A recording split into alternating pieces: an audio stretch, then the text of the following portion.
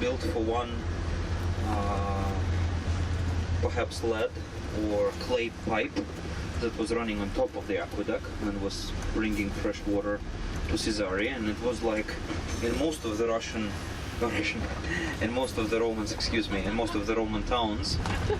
I wish it would have been in most of the Russian towns. It's still not the case, but definitely in most of the Roman towns it was, abundance of the fresh water. Thus the aqueducts were built and times were very lengthy. Those of you who travel to Italy, Spain or France, I'm sure saw the aqueducts. And those arches that you've seen serve the dual purpose.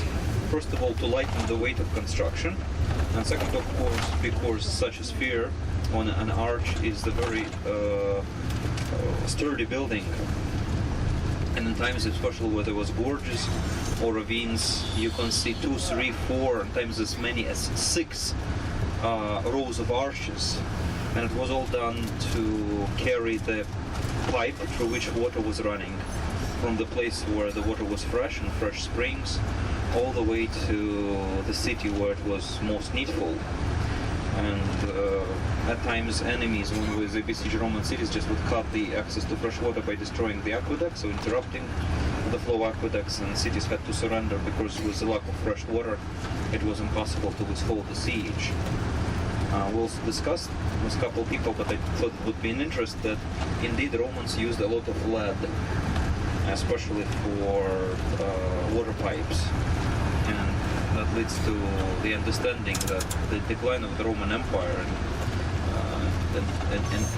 intellectual and moral also may have been caused by the fact that a lot of people were getting lead poisoning, as most of the water that was coming to the cities were channeled through the lead pipes. Of course, lead is a very soft type of an iron, so that it was very easy to make pipes out of it.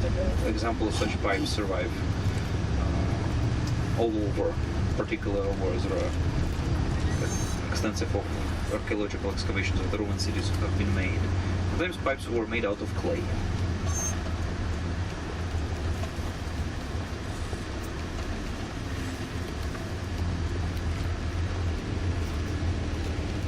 Stone ground wheat was the second thing that is coming. Stone ground. They stone grind something. The little chips of stone gets in there quite often.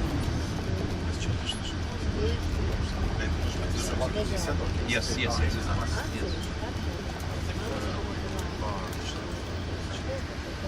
But there is a plenty of space.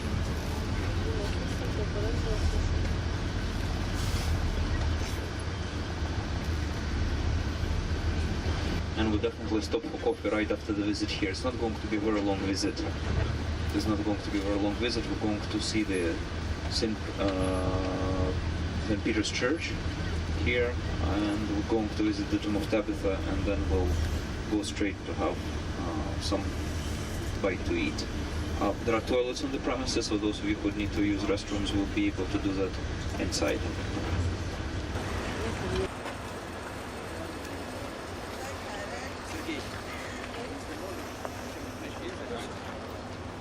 Are we in Jaffa?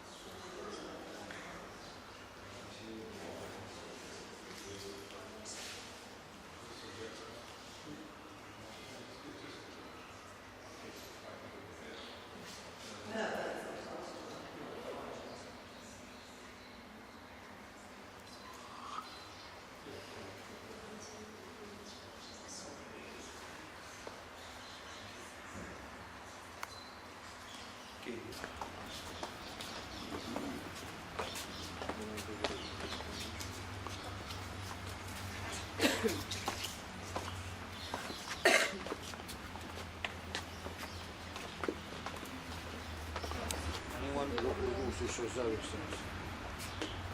Okay. So we're going to read scriptural reading. Unfortunately, I do not have text in Russian, but it's in English. As I started to explain, just to repeat briefly, that before revolution, this territory was purchased because there was some Jewish Paleo-Christian antiquities found here, including the ancient cemetery, and we'll be able to descend and see. And there you'll understand how I explained it about the ancient tombs. It would be very much like the tomb of Nicodemus that we saw, but tomb of Nicodemus in the Church of the Holy Sepulchre was greatly disrupted. Here it preserved pretty much intact with 12 cavities for various bodies. So it's a very interesting monument. Also you'll see the Byzantine mosaic on the floor, which tells that already from a very early point on, this place was venerated as the holy place. The big park place was purchased in order to build a school and also house for pilgrims. Pilgrims were coming from Russia in tens of thousands, but of course they were coming by the boat to the port of Jaffa, that is just some kilometers away. However, it never came to fruition. Whatever they were able to maintain is just a little percent of what the big piece of land that was purchased, because it was taken away by the Turks, by English, by the Jews. So they had very hard maintaining it even as late as 80s to maintain this property, whatever piece of property remained. And it was in very big desolation because during the Soviet times pilgrims were not coming from Russia, there was no kind of subsidies from the church. But now you see that it's very well kept by donations of the pilgrims and various donors and such. Also, a number of Russians found themselves here on the Holy Land after the revolution, and there is a little necropolis who passed it by, on your right hand side you will see the caves. Not the caves, excuse me, but the tombs, like a little bit of cemetery. Many of those tombs were desecrated by during the British mandate.